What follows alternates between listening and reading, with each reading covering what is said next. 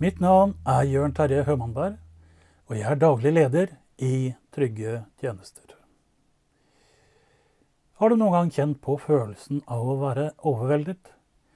Å stå midt i kaoset av avtaler, medisiner, telefoner og bekymringer, uten å vite hva du skal gjøre først?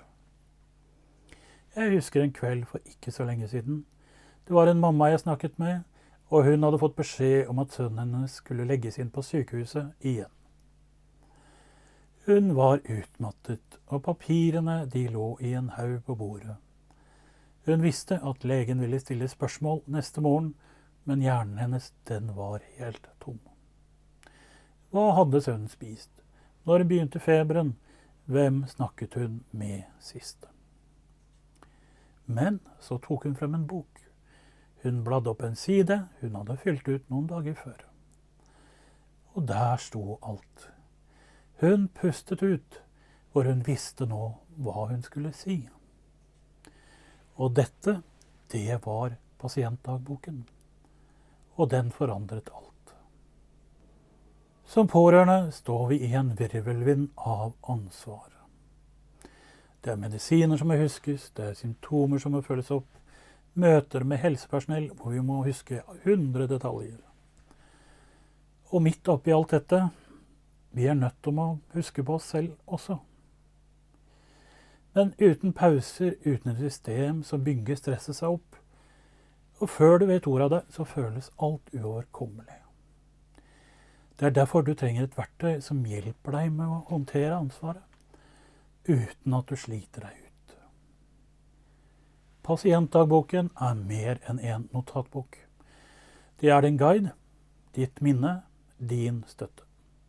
Den hjelper deg å samle informasjon, forberede deg til møter, lage en plan for kriser, og til og med huske å ta vare på deg selv. La meg nå vise deg litt hvordan denne fungerer. Kriseplanen.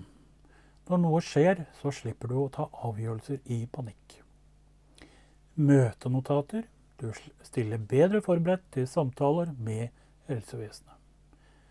Hverdagsmestring. Du skaper en oversikt over oppgaver og fordeler dem.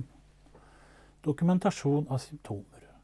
Du kan gi legen en tydelig oversikt over utviklingen med notatene dine. Og så har vi ordlisten.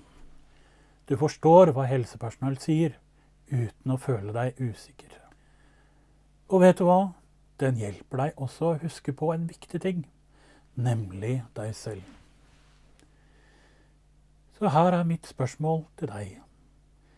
Hva om du kunne gå fra å føle deg overveldet og usikker, til å føle deg trygg, forberedt og rolig? Og det starter med en liten handling. Skriv ned en ting i dag. En viktig observasjon om den du er pårørende for. 3 spørsmål du vil stille helsepersonell på neste møte. En ting du kan gjøre for deg selv denne uken. Og pasientdagboken, det er ikke bare en bok. Det er din støtte, din hukommelse, din vei til mer oversikt og mindre stress. Og husk, du gjør en fantastisk jobb. Og nå har du et verktøy som hjelper deg hele veien.